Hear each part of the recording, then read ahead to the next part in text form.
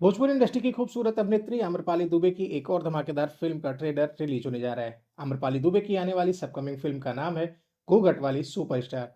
Bhojpuri film घूंघट Wali superstar एक पारिवारिक फिल्म होने वाली है, जिसे आप अपनी पूरी फैमिली के साथ देख सकते हैं। फिल्म का फर्स्ट लुक पोस्टर पहले ही रिलीज किया जा चुका है। अब इस फिल्म का ट्रेलर रिलीज होने जा रहा है। बता दें कि भोजपुरी फिल्म घूंघट वाली सुपरस्टार का trailer B for you Bhojpuri के यूट्यूब चैनल के माध्यम से 28 मार्च को सुबह 9 बजे रिलीज किया जाएगा।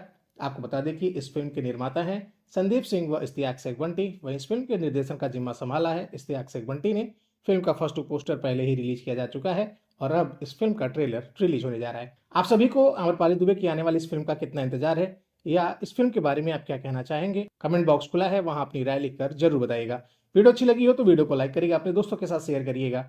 अमरपाली दुबे से जुड़ी ऐसी और भी तमाम खबरों के लिए चैनल को सब्सक्राइब करके बेल नोटिफिकेशन जरूर ऑन कर लीजिएगा। मेरा नाम है राजू और आप देख रहे थे भोजपुरी प्लेनेट।